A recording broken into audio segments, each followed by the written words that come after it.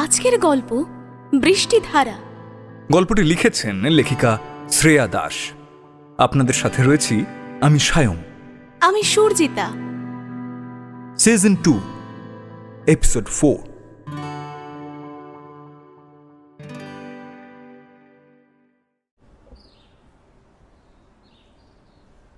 নিতা আজ বাড়িতে আছে।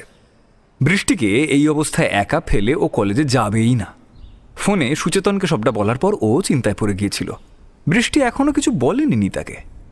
ডক্টরের কথা মতো ঘুমের ওষুধ খেয়ে ও ঘুমোচ্ছে। কিন্তু সবচেয়ে বেশি অসুবিধা হয়েছিল যখন বৃষ্টির বাড়ি থেকে ফোন এসেছিল। অনেক কষ্টে সত্যিটা লুকিয়েছে ও। কলিং বেল বাজার শব্দে চমকে ওঠে নিতা। এতক্ষণ গভীর ভাবনায় ডুবেছিল ও। ঘড়ির দিকে একবার তাকিয়ে ভ্রু দুটো কুঁচকে ওঠে ওর। দরজা খুলে একটা অচেনা ছেলেকে দাঁড়িয়ে থাকতে দেখে ভয়ে দুপা পিছিয়ে আসে নিতা। কে কে আপনি? কি চাই এখানে? বৃষ্টি। সামনে বৃষ্টির বদলে অন্য একটা মেয়েকে দাঁড়িয়ে থাকতে দেখে থতমত খেয়ে যায় মৃন্ময়। আপনি কে? মানে আপনি আমাদের বাড়িতে এসে জিজ্ঞেস করছেন আমি কে, যেখানে আপনিই অচেনা? আসলে আমি বৃষ্টির সঙ্গে কথা বলতে এসেছি। বৃষ্টি? নিতা মুখ ঘুরিয়ে পাশের ঘরে তাকায়। দরজার এতটুকু ফাঁক দিয়ে দেখা যাচ্ছে বিছানায় চাদর মুড়ি দিয়ে বৃষ্টি নিশ্চিন্তে ঘুমোচ্ছে। ওদিকে তখন মৃন্ময় এক নাগাড়ে বলে যাচ্ছে, ও আমাকে চেনে, আপনি বিশ্বাস করুন। আপনি প্লিজ ওকে একবার ডেকে দিন। আমি বেশি সময় নেব না, আমি সত্যি কথা বলছি। নিতার কেন জানি না মনে হয় ছেলেটা সত্যি বলছে। ও কিছুক্ষণ একভাবে তাকিয়ে থেকে নরম গলায় বলে ওঠে, আচ্ছা ভিতরে আসুন আপনি। Thank you. আসলে মৃন্ময়ের মুখের কথা মাঝপথেই থেমে যায়। পাশের ঘরের দিকে একভাবে তাকিয়ে আছে ও। বৃষ্টি? সময় যেন থমকে গেছে ওখানেই।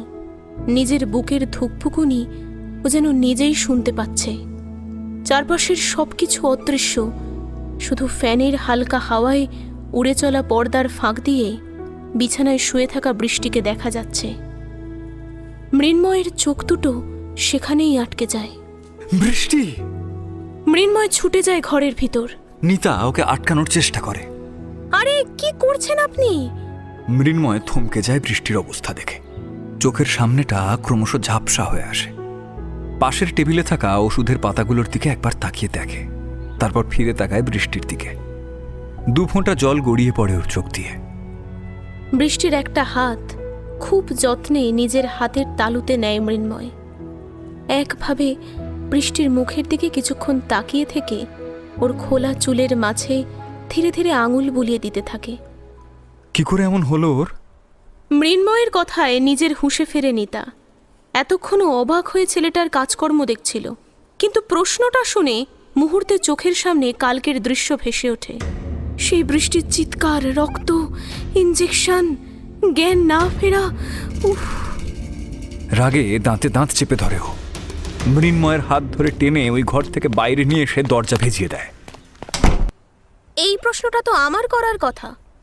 কাল কলেজে কি হয়েছে আমি জানি না, কিন্তু বাড়ি এসে ওর যা অবস্থা হয়েছিল সেটা আমি দেখেছি নিজের চোখে। নিতা এবার চাপা গলায় চেঁচিয়ে ওঠে, কাল বাড়ি ফেরার পর ওকে সামলাতে পারছিলাম না আমি। বহুবার জিজ্ঞেস করার পরেও কিচ্ছু বলেনি আমায়ও। মাথার পিছনে গভীর ক্ষত, রক্ত বার হচ্ছিল। কি বলছেন? যন্ত্রণায় কথাগুলো জড়িয়ে আসে মৃন্ময়ের। কি কি হয়েছিল ওর? Panic attack. বোঝেন নিশ্চয়ই, ডক্টর তো আপনি একজন, তাই না? নিজেকে সামলাতে সোফার কোণটা ধরে নেয় মৃন্ময়। চোখের জলটা লুকোতে চেষ্টা করে মুখটা নিচু করে নেয়। ও এতটা ভাবেনি। মৃন্ময়কে চুপ করে থাকতে দেখে নিতা আবার চেঁচিয়ে ওঠে। ভুলে যায় পাশের ঘরে বৃষ্টি ঘুমিয়ে রয়েছে। কি হয় আপনাদের কলেজে? Mental torture? আপনিও ছিলেন সেই দলে, তাই না? ওর আজ এই অবস্থার জন্য আপনিও দায়ী। মৃন্ময় কিছু বলে না, চোখ তুলে তাকায়। নিতা ছেলেটার ভেজা চোখের পাতা দেখে শান্ত হয় একটু। যদি ওর অতীতটা জানতেন তাহলে হয়তো কিছু করতেন না। মেয়েটা অতীতটাই ভুলতে পারেনি পুরোপুরি। স্বাভাবিক হতে চাইছিল, কিন্তু আবার আঘাত সহ্য করতে পারছিল না ও কাল। খুব ভেঙে পড়েছিল, মরে যেতে চাইছিল। না প্লিজ, এরকম বলবেন না ভয়ে আঁতকে ওঠে মৃন্ময়। প্লিজ। যা সত্যি সেটাই। নিতা! নিতার কথা মাঝপথেই থেমে যায় একটা জোর চিৎকারে। মৃন্ময় আর নিতা দুজনেই হকচকিয়ে উঠে পাশে তাকায়। বৃষ্টি যে কখন উঠে দরজায় এসে দাঁড়িয়েছে তা ওরা খেয়াল করেনি। নিতা এগিয়ে যায় বৃষ্টির কাছে। বৃষ্টি, তুই উঠে এলে কেন? আমায় ডাকতে পারতিস। বৃষ্টি নিতার কথায় পাত্তা না দিয়ে দুর্বল শরীরে একটু একটু করে এগিয়ে আসে মৃন্ময়ের দিকে। কেন এসেছো তুমি এখানে? কি করতে এসেছো? দেখতে এসেছো মরে গেছি না বেঁচে আছি? বৃষ্টির গলার স্বর খুব শান্ত। মৃন্ময় মুখ তুলে চেয়ে দেখে, দু চোখে যন্ত্রণা। অসম্ভব কষ্টে মুখ কুঁচকে আসে ওর। বৃষ্টি, আসলে আমি... চুপ! মৃন্ময় কিছু বলতে চেয়েও পারে না। বৃষ্টির চিৎকারে চুপ করে যায়। কিচ্ছু শুনতে চাই না আমি। চলে যাও, চলে যাও এখান থেকে। আর নিতা, তুই এই ছেলেটাকে কেন ওসব কথা বলছিলি? ওর তো কোনো অধিকার নেই এসব জানার। ও তো শুধু মানুষকে কষ্ট দিয়ে শান্তি পায়। প্রেমিকা থাকা সত্ত্বেও অন্য মেয়েদের নিয়ে... ছি! মুখ ঘুরিয়ে নেয় বৃষ্টি। মৃন্ময়ের সেই জায়গায় দাঁড়িয়ে থাকতেও যেন খুব কষ্ট হচ্ছে এখন। দম আটকে আসছে ওর। তবুও ঢোক গিলে নিজেকে সামলাতে চেষ্টা করে ও। বৃষ্টি, তুই হাইপার হোস না। এমনিতেই শরীর ভালো না তোর। এভাবে চিৎকার করলে আরো অসুস্থ হয়ে পড়বি। করুক শরীর খারাপ, হই আরো অসুস্থ। সব কিছুর জন্য এই ছেলেটা দায়ী। আবারও বৃষ্টির চোখে ঘৃণা দেখতে পায় মৃন্ময় নিজের জন্য। চোখ সরিয়ে নেয় ও সেদিক থেকে। আমি চলে যাচ্ছি, কিন্তু প্লিজ তুমি নিজেকে কষ্ট দিও না, তাহলে আমিও... কথাগুলো গলার কাছে দলা পাকিয়ে রয়ে যায়, বেরিয়ে আসে না আর দুটো ঠোঁটের ফাঁক দিয়ে। মাথা নিচু করে চোখের জল মুছে মৃন্ময় ধীরে ধীরে বেরিয়ে আসে ঘর থেকে। শুধু যাওয়ার আগে একবার মুখ ঘুরিয়ে বৃষ্টির দিকে তাকায়ও, তারপর দ্রুত পায়ে নিচে নেমে আসে।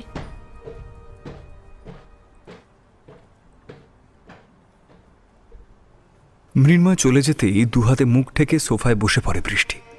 ঝরঝরিয়ে কেঁদে ফেলেও। বৃষ্টিকে এইভাবে কাঁদতে দেখে নিতা ভয় পেয়ে যায়।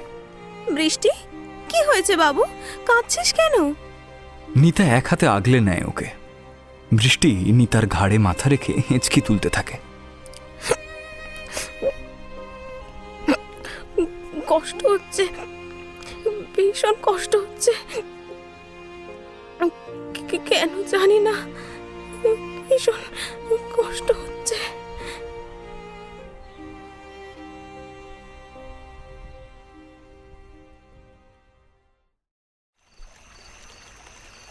রাত 11টা। বাইকের সিটের উপর বসে সামনের ঘন কালো অন্ধকার জলরাশির দিকে একভাবে তাকিয়ে রয়েছে মৃন্ময়। আর একটার পর একটা সিগারেট ধ্বংস করে যাচ্ছে, তাও বুকের জ্বালাটা নিভছে না কিছুতেই। হঠাৎই ফোনটা গোগো করে বাজতে শুরু করলে বিরক্ত হয়ে ওঠেও। বাড়ি থেকে ফোন করছে দেখেও কলটা রিসিভ করে নাও, বরং কেটে দিয়ে ছোট্ট একটা মেসেজ করে দেয় দাদা অভ্রকে। দেরি হবে ফিরতে, তোরা ঘুমিয়ে পড়, আমার কাছে চাবি আছে। তারপর ফোনটা সুইচ অফ করে আবার যথাস্থানে রেখে দেয়। এই নিস্তব্ধতা, এই অন্ধকার আজ যেন একটু বেশি ভালো লাগছে ওর। সেদিন ঠিক কি হয়েছিল সেটা তো আমি জানি না, কিন্তু জানতে আমাকে হবেই। ব্যাপারটা যে সহজ নয় সেটা আমি বুঝতে পারছি, না হলে বারবার তুমি এইভাবে আমাকে দোষারোপ করতে না। এশা, তুই তৈরি থাক। যদি জানতে পারি তুই বেশি বাড়াবাড়ি করেছিস তাহলে আমার থেকে খারাপ কেউ হবে না। এবার সবাই অন্য ম্যানিকে দেখবে, আর শুধু বৃষ্টি দেখবে মৃন্ময়কে। বাইকে জোরে কিক মেরে সেখান থেকে বেরিয়ে যায় মৃন্ময়।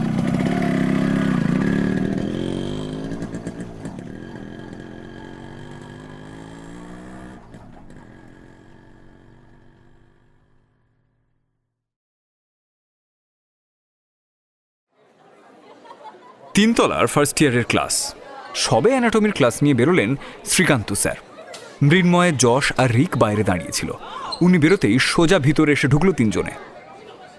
এরকম অতর্কিতে ক্লাসে ঢুকে পড়ার জন্য সবাই হকচকিয়ে যায়। সারা ক্লাসে এই মুহূর্তে পিন পতনের নিস্তব্ধতা। মনের ভিতরে থাকা ভয়ে শিহরণ খেলে যাচ্ছে সকলের শরীরে। মৃন্ময়ের চোখে রাতজাগা ক্লান্তির ছাপ স্পষ্ট। ঘুমের অভাবে দুটো চোখ লাল। চোখের তলায় কালির পোঁচ পড়েছে মাত্র এই দুদিনেই। একটা ফাঁকা চেয়ার টেনে সবার মাঝে বসেও কঠিন চোখে তাকায় সবার দিকে। সবার চোখের মাঝে হালকা ভয়ের রেশ দেখতে পেলে ও মুচকি হাসে। দরজা দুটো বন্ধ করে দে তো। যশ, রিক ওর কথা মতো ক্লাসের দরজা দুটো টেনে ভিতর থেকে ছিটকিনি তুলে দেয়। মানে দরজাটা কেন বন্ধ করছো দাদা? একটা ছেলে আমতা আমতা করে বলে ওঠে। আরে তুই তো বলতে গিয়েই তোতলাচ্ছিস রে। চুপ করে বস, সবার সামনে হিরোগিরি দেখাতে হবে না। যশ আর রিকের ধমকের চোটে ছেলেটা চুপচাপ বসে পড়ে। হ্যাঁ, এবারে বল, কারা কারা পরশু দিনের ঘটনাটা পুরোটা জানিস? প্রত্যেকের মুখ ভয়ে শুকিয়ে যায় প্রশ্নটা শুনে।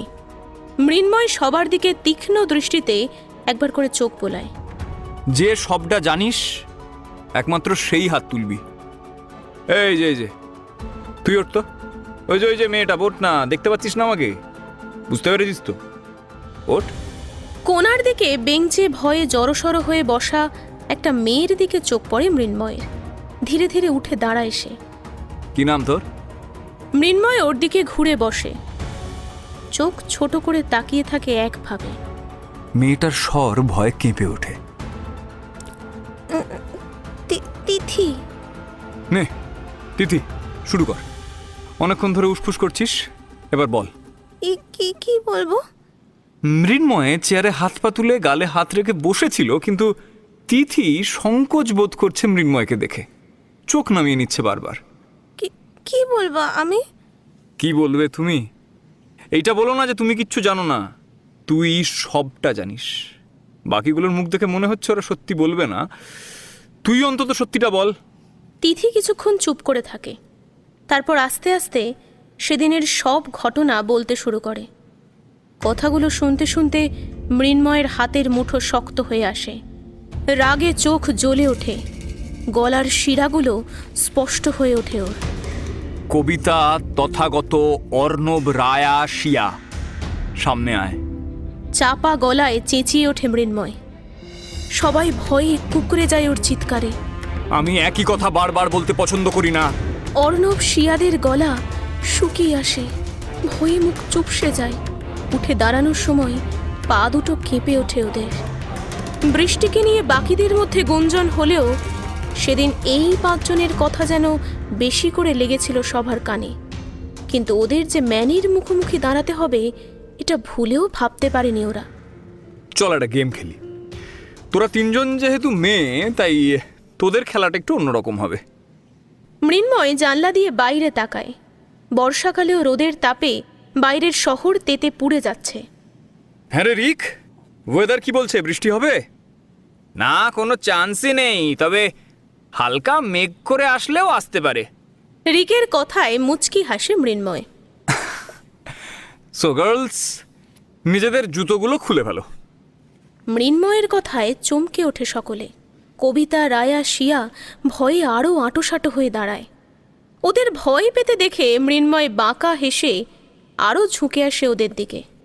ভয় পাচ্ছিস কেন? তোরা আমার সম্বন্ধে যা শুনেছিস বা যা দেখেছিস সেগুলো তো এই ভরা ক্লাসে হবে না। একটা ফাঁকা জায়গা তো চাই সেই জন্য, নাকি? দাদা। কবিতা আগাগোড়াই একটু ভীতু প্রকৃতির মেয়ে, ও তাই বলে উঠল। দাদা, আমাদের ছেড়ে দাও না, ভুল হয়ে গেছে, আর হবে না, ছেড়ে দাও না। ছেড়ে দেব? ভ্রু কুঁচকে আসে মৃন্ময়ের। কিন্তু ভুল তো করে ফেলেছিস। একটা মেয়ের মেন্টাল কন্ডিশন খারাপ করে দিয়েছিস। কথাগুলো বলার আগে একবারও ভাবিসনি তোরা যে কি বলছিস? তাহলে তোদেরকে ছেড়ে দিই কি করে? আবার চোয়াল শক্ত হয়ে ওঠে মৃন্ময়ের। কিন্তু দাদা, আমরা তো ভুল কিছু বলিনি। তুমি তো ওই মেয়েটার জন্যই আজকে আমাদের সারা ক্লাসের সামনে অপমান করছো। অর্ণব জোর গলায় বলে ওঠে। মৃন্ময় ওর সামনে এসে দাঁড়ায়, চোখে চোখ রাখে। তাই মান অপমানের জ্ঞান তোর আছে? না, যদি থাকে তাহলে সেদিন যখন সারা ক্লাসের সামনে অপমান করা হচ্ছিল তখন কিছু বললি না কেন? মৃন্ময়ের জ্বলন্ত চোখের দিকে তাকাতে পারে না অর্ণব। মাথা নিচু করে নেয় ও। রিক, এই যশ, তোদের কাছে সিগারেটের গোটা প্যাকেট আছে তাই তো? আমাকে দে। সিল করা সিগারেটের দুটো প্যাকেট ওরা মৃন্ময়কে দিলে ও সেই প্যাকেট দুটো সামনে দাঁড়িয়ে থাকা অর্ণব আর তথাগতের হাতে ধরিয়ে দেয়। এটা কিছু বলতে পারে না তথাগত। অর্ণব ওর হাত চেপে ধরলে ও চুপ করে যায়। তিথি, পরের ক্লাস কটায়? ঘড়ির দিকে তাকায় মেয়েটা। কি রে বল? এখন একটা ক্লাস ছিল, সেটা তো হলো না। এই ক্লাসটা শেষ হতে এখনো 40 মিনিট বাকি। এরপর টিফিন। মেয়েটা আগের থেকে একটু সাবলীল হয়েছে, খানিকটা খুশিও। সেদিনের ঘটনাটা ওরও খুব খারাপ লেগেছিল, কিন্তু ভয়ে কিছু বলতে পারেনি। তারপর এদের এই নোংরা কথাগুলো ও খুব করে চাইছিল যাতে ওদেরকে কেউ যোগ্য শাস্তি দেয়। সেদিন বৃষ্টির চোখে দেখা যন্ত্রণা ওকে খুব কষ্ট দিয়েছিল। Very good, very good. Mrinmoy ঘুরে দাঁড়ায়। রিক, তুই এই ছেলে দুটোকে কমন রুমে নিয়ে যা, আর যশ, তুই এই তিনজনকে ছাদে। ঠিক 35 মিনিটের মধ্যে এই যে তোরা দুজন এই দুটো গোটা সিগারেটের প্যাকেট শেষ করবি। আর এই যে তোরা 35 মিনিট খালি পায়ে রোদ্দুরে ছাদে দাঁড়িয়ে থাকবি। খালি পায়ে চাঁদি ফাটা রোদে ছাদে 35 মিনিট দাঁড়িয়ে থাকলে পায়ের তলার চামড়ায় ফোসকা পড়া অবশ্যম্ভাবী। কথাটা মনে করতেই শিয়ার চোখ ছলছল করে উঠল। দাদা প্লিজ, বাইরে প্রচন্ড রোদ। হ্যাঁ দাদা, বলছি আমাদেরও না সিগারেট খাওয়ার অভ্যেস নেই। তথাগত বলবে না করেও এবার বলেই ফেলল। একটা কথা কি জানিস তো, শরীরকে কষ্ট দিলে সে ঠিক সহ্য করে নেয়, কিন্তু মনকে কষ্ট দিতে নেই। আর তোরা সেইটাই করেছিস। মৃন্ময় হাত দুটো পকেটে ঢুকিয়ে তীক্ষ্ণ দৃষ্টিতে ওদের দিকে তাকায়। Now let's go. তোদের টাইম কিন্তু অলরেডি শুরু হয়ে গেছে। হ্যাঁ, দেরি করলে লস তোদেরই। আর উপায় নেই দেখে তিনজন মেয়ে জুতো খুলে ফেলে। যশ, রিক, তোর ওদের সঙ্গে যা। হা আর একটা কথা। মৃন্ময় বেরিয়ে যেতে গিয়েও ফিরে আসে। এইগুলোর কারণে যদি বৃষ্টিকে আর একবারও একটাও নোংরা কথা বলিস বা প্রতিশোধ নেওয়ার চেষ্টা করিস, তাহলে ফলটা কিন্তু এবারের থেকেও মারাত্মক হবে। অর্ণব রাগে দাঁতে দাঁত চিপে নিজের হাতটা মুঠো করে ধরে। Hey all class, listen to me. পরশুর ঘটনা নিয়ে কোনো কথা এই ক্লাসে হবে না। বৃষ্টিকেও যেন সেই ঘটনা নিয়ে আর মেন্টাল ডিসব্যালেন্সের মধ্যে পড়তে না হয়। নর্মাল বিহেভিয়ার করবি সবাই, ওকে? All clear? সারা ক্লাস মৃন্ময়ের কথা শুনে মাথা নেড়ে নিশ্চুপে হ্যাঁ বলে। যশ আর রিক ওদের নিয়ে বেরিয়ে যায়। বোন, তিথি মাথা তুলে তাকায়। মৃন্ময় দাঁড়িয়ে আছে ওর সামনে। বলছি কিছুদিন বৃষ্টির ক্লাস অফ যাবে জানিস। তুই ওকে একটু হেল্প করে দিস, নোটস, প্র্যাকটিক্যাল, থিওরিজ, এই সমস্ত কিছু আর কি। চিন্তা করো না দাদা, আজ থেকে আমি ওর বন্ধু হলাম। নিশ্চিন্ত হয় মৃন্ময়। দু একটা হাসির রেখা ছড়িয়ে পড়ে ওর ঠোঁটে। তুমি খুব ভালো দাদা। বেরিয়ে আসছিল মৃন্ময়, কিন্তু এই কথাটা শুনেও থমকে দাঁড়ায়। মুখ ঘুরিয়ে তিথির দিকে তাকায়, অবাক হয়। তুমি আসলে অন্য রকম। যেমন সবাইকে দেখাও তেমন তুমি নও। সবাই তোমায় ভুল বোঝে।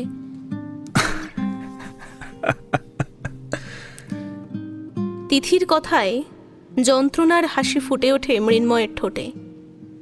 চোখ দুটো জ্বালা করে ওঠে। তোর বন্ধুও ভুল আর বলতে পারে না। গলার কাছটা ধরে আসে ওর। চোখের সামনেটা ঝাপসা হয়ে আসে ক্রমশ। গড়িয়ে পড়া জলগুলো লোকাতে দ্রুত সেখান থেকে বেরিয়ে আসে ও।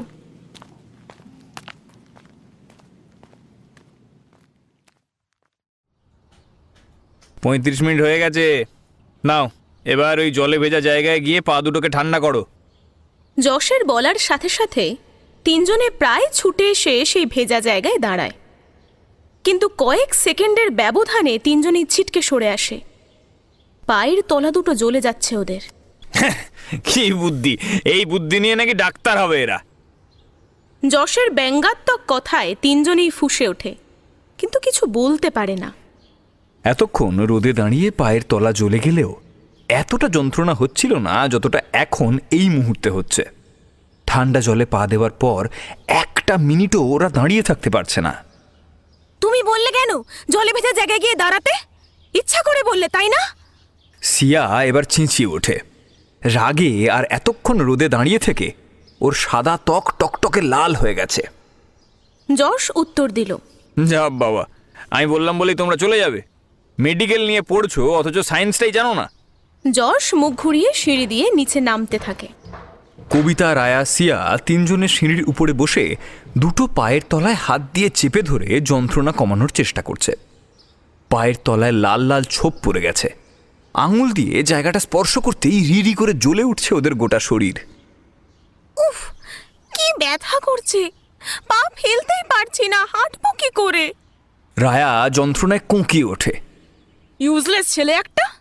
নিজের বন্ধুকে কোথায় থামাবে তা না, বন্ধু বলল আর উনিও চলে এলেন। অসহ্য! আমার নামে কিছু বললে? কবিতা মুখ তুলে সামনে তাকাতেই হকচকিয়ে যায়। বুকে দুহাত ভাঁজ করে রেখে ভ্রু কুচকে যশ ওর দিকে একভাবে তাকিয়ে আছে। কি হলো, কিছু বললে আমার নামে? ইয়ে না, মানে কই কিছু বলিনি তো। ঠিক আছে, চলো, ওঠো সবাই। কোথায় যাব? সিয়ার চোখ ভিজে এলো এবার। হাঁটতেই তো পারছি না। তো কি করব, আমি তোমাদেরকে কোলে করে ক্লাসে নিয়ে যাব? যশের কথা শুনে কেউ আর কিছু বলে না। আস্তে আস্তে তিনজনেই দেয়াল ধরে খুঁড়িয়ে খুঁড়িয়ে নামতে থাকে। ক্লাসের সামনে এসে পৌঁছাতেই দেখতে পায় রিকো ওই দুটো ছেলেকে নিয়ে দাঁড়িয়ে আছে। ওদের অবস্থাও তথৈবচ, চোখ দুটো ফোলা, দুজনেই খুব কাঁদছে। নিজেদের সামলাতে না পেরে পাঁচজনেই মাটিতে বসে পড়ে। টিফিন পিরিয়ডে করিডোরে থাকা স্টুডেন্টরা ওদের অবস্থা দেখে মুখ চেপে হাসাহাসি করছে। যশ রিককে দেখে ওদের আর কিছু বুঝতে বাকি থাকে না। নে ভাই, এদের তো দম শেষ, চল এবার আমরা এখান থেকে কাটি। রিক আর যশ চলে যেতেই অর্ণব উঠে দাঁড়িয়ে সামনের একটা ভাঙা বেঞ্চে জোরে লাথি মারে। এদের তিনজনের নামে না আমি প্রিন্সিপালের কাছে কমপ্লেন করব। আমার নাম অর্ণব, হ্যাঁ, আমি এদেরকে সহজে ছেড়ে দেওয়ার ছেলে নই। কথাগুলো বলেই ও ক্লাসের ভেতর ঢুকে যায়। মৃন্ময় কলেজের পিছন দিকে কৃষ্ণচূড়া গাছের নিচের বেদিটায় বসে পড়েছে। হাতে ধরা ওর ফোনটা, সেদিকে ও একভাবে তাকিয়ে রয়েছে। ফর্মে লাগানো বৃষ্টির ছবিটা জুম করা, অত্যন্ত সাধারণ ছবি, কিন্তু তাও সেই সাধারণ ছবি আজ অসাধারণ হয়ে উঠেছে মৃন্ময়ের কাছে। তুমি কি সত্যি বোঝো না বৃষ্টি? বারবার কেন আঘাত করছো তুমি আমাকে? চোখ দুটো ভিজে আসে ওর। এক ফোঁটা জল টপিয়ে পড়ে ফোনের স্ক্রিনে। অবশ্য সেই দিন যা শুনেছ তাতে আমাকে দোষ দেওয়াটা অত্যন্ত স্বাভাবিক,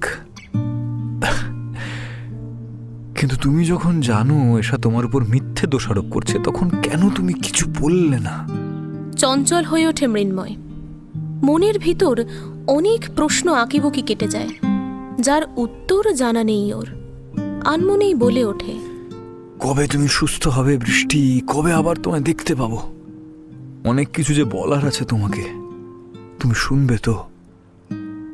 ঘৃণার দৃষ্টিতে তাকাবে না তো আমার দিকে?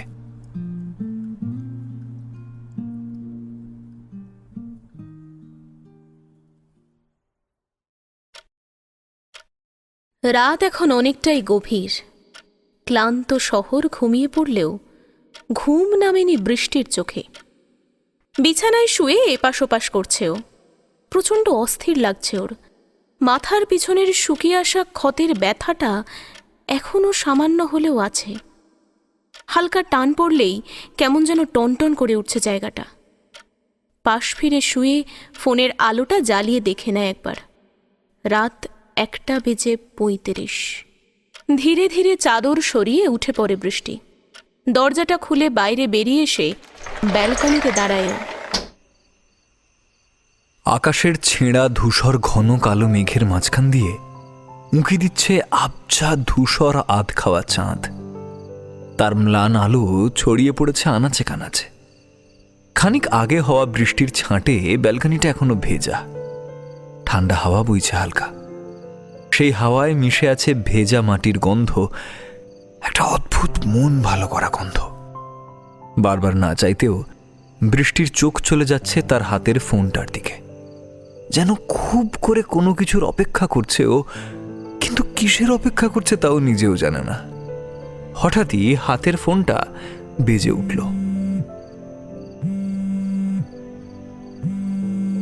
ঠোঁটে একটা বিদ্রূপের হাসি খেলে যায় বৃষ্টির। কিন্তু এত রাতে কে ফোন করলো? কথাটা মনে আসতেই একটা আশঙ্কা দেখা দিল বৃষ্টির চোখে। বাড়ির কারোর কিছু হলো নাকি? ভয়ে কেঁপে ওঠে বৃষ্টি। ফোনটা রিসিভ করে কানে ঠেকিয়েই ও বলে ওঠে, হ্যালো, কে? কিন্তু ওপাশ থেকে শুধু গভীর দীর্ঘশ্বাসের শব্দ ভেসে আসে, কোনো কথা কানে আসে না বৃষ্টির। কে আপনি? এত রাতে ফোন করেছেন? ফোনের ওপাশ থেকে আসা বৃষ্টির গলাটা শুনতে পেয়ে মৃন্ময় চোখ দুটো চেপে বন্ধ করে নেয়।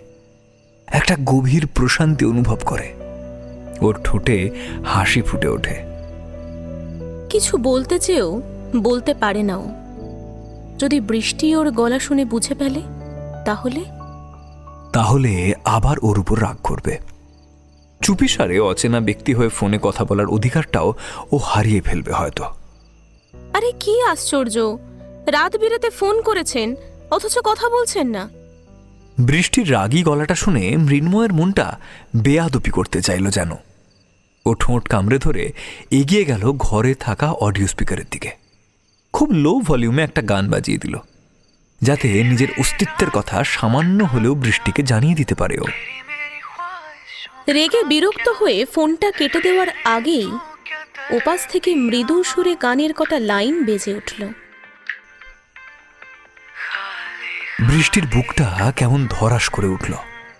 গানের প্রতিটা কথা যেন বোঝাতে চাইছে নিশ্চুপে কারোর ভালোবাসার উপস্থিতি। কি এটা? কিভাবে নিজের মনে থাকা ভালোবাসার প্রকাশ ঘটাতে চাইছে? কে সে যে আমাকে নিঃশব্দে এতটা ভালোবাসে? বৃষ্টির ঠোঁট শুকিয়ে আসছে, হাত পায়ের পাতা ঘামতে শুরু করেছে, কিন্তু কিছু জিজ্ঞাসা করার জন্য ওর গলা দিয়ে সামান্য আওয়াজটুকুও বের হচ্ছে না। এক সময় সবটা হঠাৎ চুপ হয়ে যায়। বৃষ্টি কান থেকে ফোনটা নামিয়ে দেখে ওপাশ থেকে কলটা কেটে গেছে। মুঠোবন্দি ফোনটা বুকের কাছে চেপে ধরে বৃষ্টি। নিজের অনিয়ন্ত্রিত হওয়া হৃদস্পন্দন অনুভব করতে পারছে ও। কিভাবে কয়েকটা গানের লাইনের মধ্যে দিয়ে ওর মনে ঝড় তুলল। থমথমে মুখটা তুলে সামনের ম্লান আধো আলো অন্ধকারের মধ্যে দাঁড়িয়ে সেই অচেনা আগন্তুকের উদ্দেশ্যে ও যেন বলে উঠল, ভালোবেসো না আমায়, আমি ভেঙে গেছি পুরো। এই ভাঙা কাছে হাত দিলে তুমিও ক্ষতবিক্ষত হবে, রক্তাক্ত হবে। তার থেকে বরং এড়িয়ে চলো আমায়, ঘৃণা করো। আমি কারোর ভালোবাসা পাওয়ার যোগ্যতা রাখি না।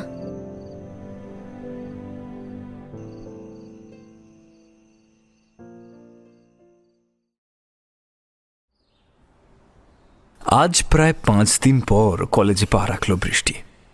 কিন্তু ওর ঠোঁটে হাসি নেই, বরং তার বদলে চোখে রয়েছে একটা চাপা ভয়।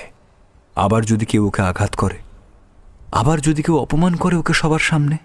মাথাটা নামিয়ে নিয়ে সংকুচিত দৃষ্টিতে একবার ভালো করে আশেপাশের সকলকে দেখে নিল।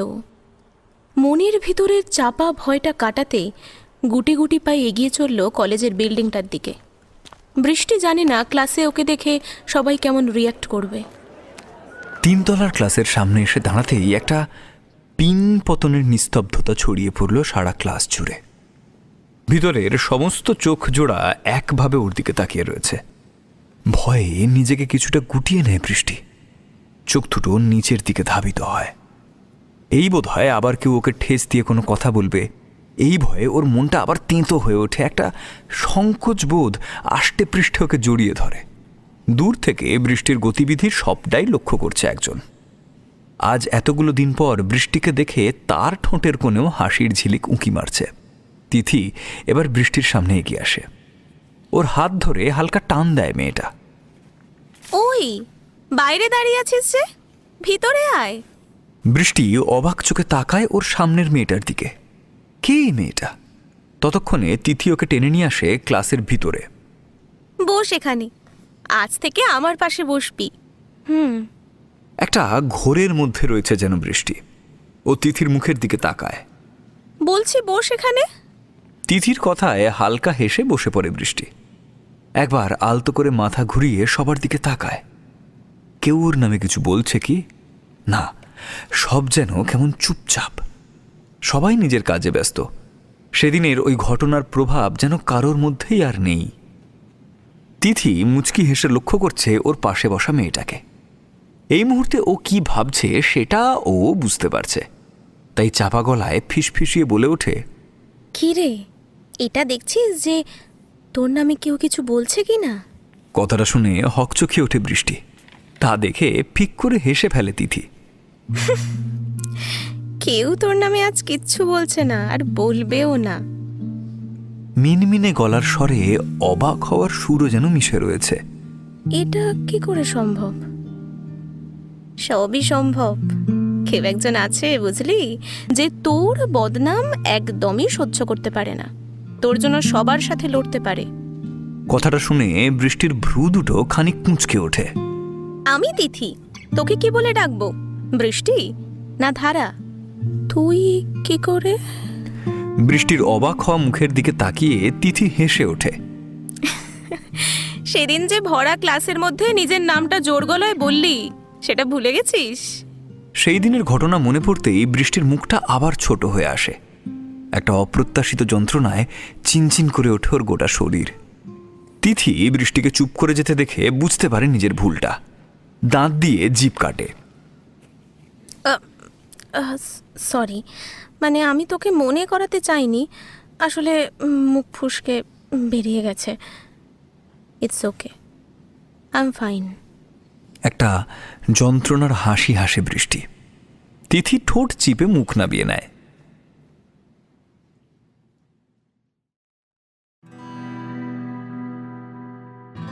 গল্পের পরবর্তী পর্ব শোনার জন্য সাবস্ক্রাইব করুন দ্য ডার্ক হর্সেস চ্যানেলটি। আর এইরকমই আরও অনেক গল্পের নোটিফিকেশন পেতে বেল আইকনটা টিপতে ভুল করবেন না কিন্তু। আর গল্পটি শুনে আপনার কেমন লাগলো সেই মতামতটা কমেন্ট বক্সে জানান আমাদের।